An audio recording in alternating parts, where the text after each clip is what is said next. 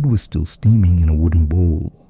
In the corner of the stone hall lay a piece of intestine, gnawed, twisted, still oozing from inside. The air reeked of burnt fat, vinegar, rotten fish, and whatever else had been boiling for hours on the fire, around which stood a man dressed in crimson. He chewed slowly, with effort, as if he couldn't believe his mouth still worked. His fingers were raw and his lips were burned. When he swallowed, his whole body twitched like a donkey being fed a live rat.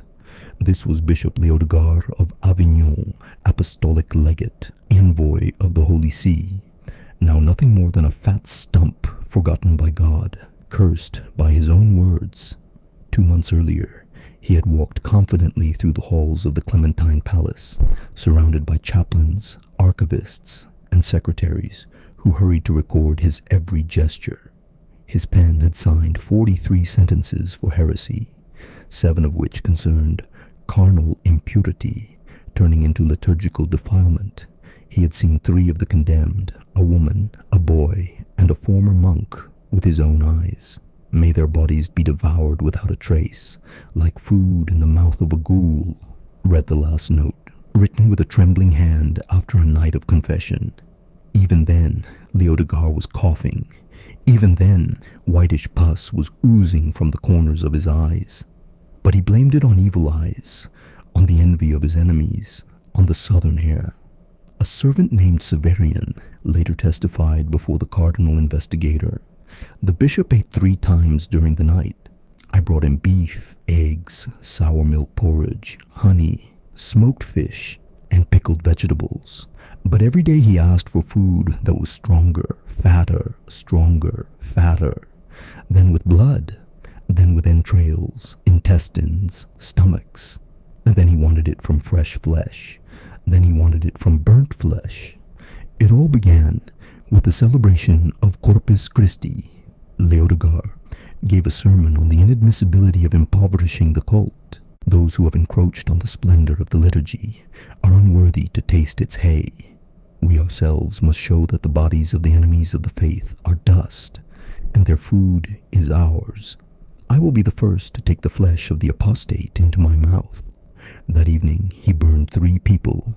The next morning he ate a piece of salted lung meat, according to a report by Alanta, a servant assigned to the seneschal's kitchen.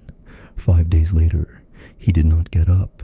His sides were swollen, his stomach was shaking, and he was breathing with difficulty. He smelled like a slaughterhouse. Doctors tried to put cupping glasses on him, but his skin cracked. Bloodletting did not help. His veins seemed to have disappeared under the fat. When they brought him opium, he swallowed it without diluting it.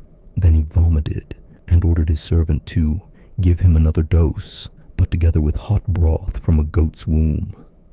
One of the doctor's reports, found later in the archives of the Inquisition, states, "The yellowing of the eyes has reached the color of dark saffron. Feces are inseparable from sweat. The stench in the room is such that even incense cannot enter. The skin peels off the abdomen at the slightest touch. The man continues to demand food, although he vomits every 3/4 of an hour. His brain is clouded. He speaks in a sing-song voice and refers to voices.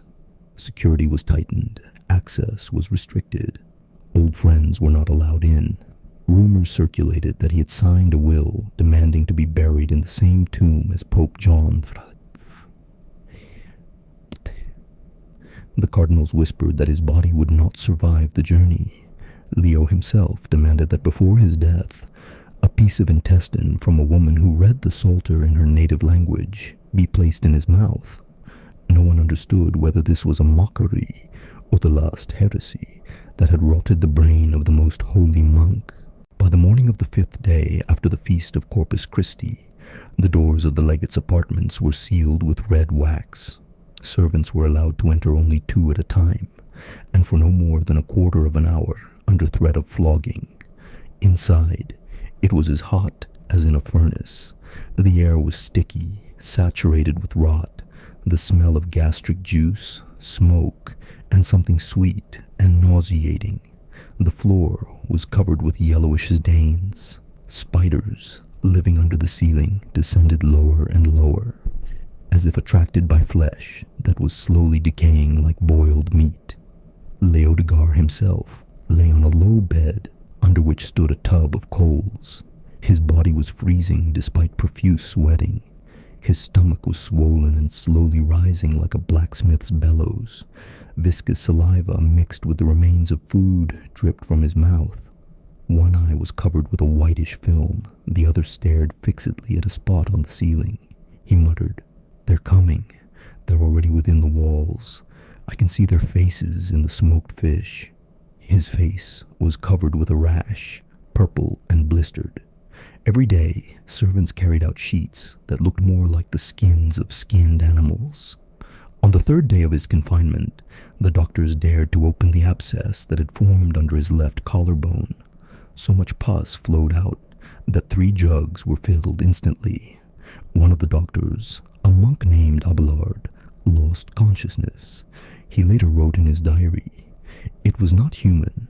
It was like oil, stinking, hot, with pieces of mucus and dead cells, and the smell was like rotten teeth, but not in the mouth, but in the air." At a meeting of the council at the court of the Archbishop of Saint-Marcel, it was decided that the bishop should either be relieved of his suffering or left to his suffering. However, the papal nuncio from Aragon intervened, demanding that care continue. His body is not his, it belongs to the church, so is his pain, and his death must be a Christian one. This meant waiting. Meanwhile, the suffering grew. Leodegar began to convulse, during which his tongue would stick out of his mouth and hit his rotting teeth with force. Blood flowed from his ears. His esophagus was so badly corroded that food seeped back into his throat, rotten and half decomposed. Nevertheless, he continued to demand food. Once, he tore the bandage from the arm of one of the servants and began to suck the wound until 2 brothers came. An entry in the Chancellery Chronicle of Avignon from the 3rd day of the month of June. Today, the legate tore out his own fingernail. His screams could be heard in the lower galleries. He claims that worms sent by heretics are living under his fingernails. He demands that they be burned out. The doctor refused. Then the legate ordered a brazier to be brought and held to his fingers. We heard the crackling of flesh and his cry, "Clean the house of God." By the end of the week, his legs began to turn blue. His feet were dead. The skin cracked like old wood. Drops of cloudy blood oozed from the cracks. He stopped urinating. Instead, his body exuded moisture that smelled like rotten cabbage. The servants began to feel nauseous, and 4 of them refused to enter the chambers.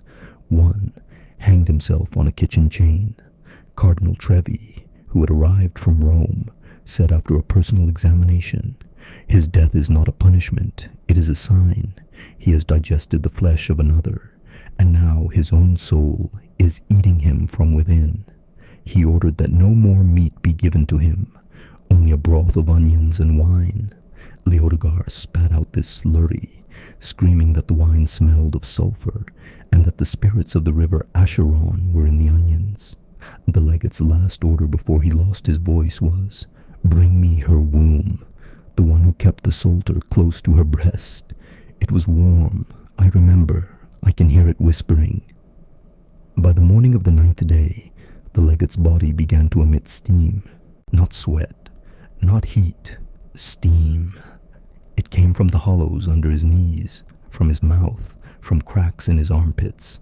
The room was damp, like a crypt. The servants began to notice that a green, moss-like coating was appearing on the silver hooks, holding the tapestries.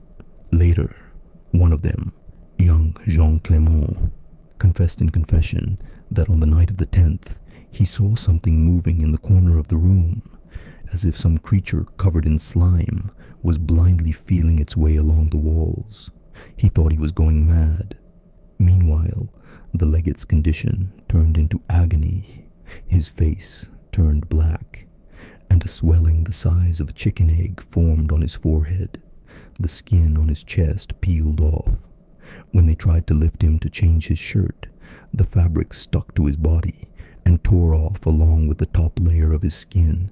He did not moan, he creaked.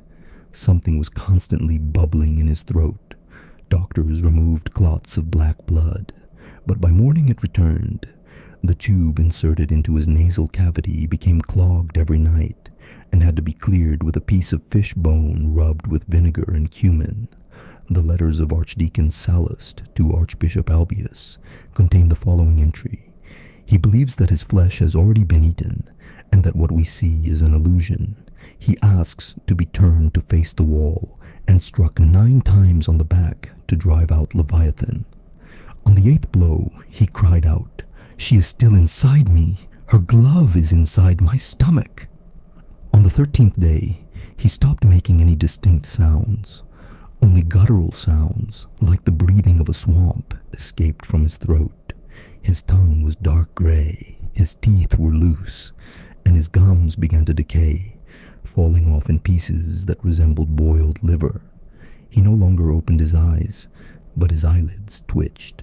When a nun tried to sprinkle him with holy water, he jerked so violently that he broke his elbow. A dark, thick substance flowed from it, curling into black lumps. At the same time, he cried out in Latin, but in such a distorted form that it took 2 theologians to translate it. Presumably, he said, "If you sprinkle this on my flesh, you sprinkle the pus of Eve." By 10 o'clock the next day, the entire lower half of his body was swollen. His testicles turned black. A putrid bubble appeared in his groin, which burst with a squelching sound. The smell was so bad that even the stone walls were scratched from the inside. A servant named Honoré, who had entered with chestnut tincture, came out pale, tearing out a tuft of hair. The papal delegation, which had arrived with golden crosses and documents transferring power, refused to enter the chambers. One of the cardinals said, "The curse cannot be transferred. It must be absorbed by the earth." Meanwhile, in the cellars of the monastery, where the captured Cathars were being held, strange things began to happen. Chains rattled at night, and one prisoner died of suffocation without being touched. Another, according to the guards, spoke in his sleep with the voice of the legate, shouting, "They have come again, feed me what you fed the prophets." On the 15th day, the legate's sides burst. The skin on his right side cracked, exposing his entrails. Under the skin, literally, were black threads. No one knew what it was. One of the monk brothers suggested that they were vessels, dead, and turned to fiber.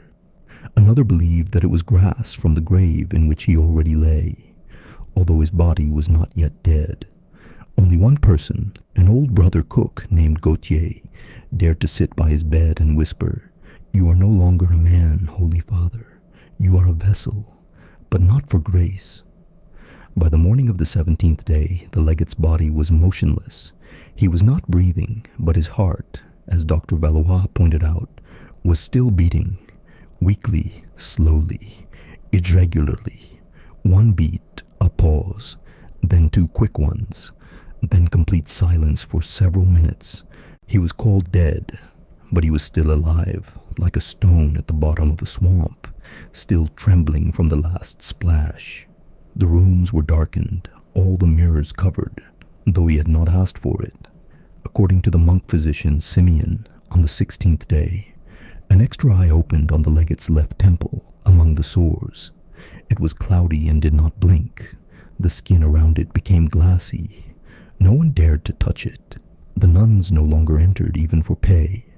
2 servants took care of the cleaning, changing every 8 hours. Otherwise, they would start talking to the air. One of them, Albert Roche, left the following in the confessional notebook. "He is not dying. He is pulling down everything that is still alive in this wing. When I was cleaning the night vase, something white came out of it and told me the name of my mother, whom I had not spoken aloud for 10 years. Later, Roche threw himself from the monastery wall. The decision to stop treatment was made by the Archbishop of Avignon. On his orders, the legate stopped giving him mixtures, smearing his skin, and washing his intestines. He lay there like a stone statue, staring into nothingness. only his lips still moved, as if repeating the heretical sermons he had once heard. According to the monk Adalbert, there was a crunching sound from his chest, as if a bone had broken on its own. After that, the entire left side of his body sagged. Maggots began to appear in his groin. The funeral was prepared in secret. At the insistence of envoys from Rome, the body could not be shown to the people when, on the 18th day, his heart finally stopped beating and venous blood ceased to ooze through the bandages. The legate's body was placed in a tin sarcophagus and sealed with wax. The funeral service was held at dawn in a closed choir. No one, except 3 bishops and 9 priests, was allowed to attend. The document containing the legate's last will and testament was burned. According to later reports, it contained the words, "Let the mob know what I was fed, and let them not forget that it is possible to nourish the flesh with the spirits of the damned." Shortly after his death, an infection began. First, 2 cooks fell ill, then the librarian, and then 3 monks who had been caring for the cell. Symptoms included bloody boils, purulent discharge from the eyes, loss of sleep, hallucinations, and vomiting of mucus mixed with blood. The legate's body had to be buried twice. At first, he was buried in a crypt, but on the night of May 22 and 23, the walls of the crypt became damp from the inside, and there was a crackling sound as if the wood was rotting. The coffin was opened, and its inner surface was covered with footprints, as if someone had walked barefoot inside. Then the sarcophagus was poured over with lead and buried under the monastery garden. A thorny bush was planted over the burial site. 7 years later, the bush began to grow into the ground. The roots did not spread outward, but went straight down. People said that the monk had not been satisfied. The political consequences were swift. Rome renounced the legate's legacy. All his orders and executions were reviewed. Half of the cases against heretics were annulled. One of the surviving papal protocols contains the phrase, "He desired a sacrifice, but became a sacrifice himself." For weeks, the people of Avignon whispered that the legate's spirit had not left, but had settled in the cellars. Several beggars disappeared while trying to spend the night by the monastery wall. One monk committed suicide, leaving an inscription on the wall. "He comes in a dream, and his mouth is full of intestines." The memory of the last monk was not forgotten. Every year, on the night of May 19th, someone leaves a bowl of meat on the monastery wall and whispers, "Are you still eating?"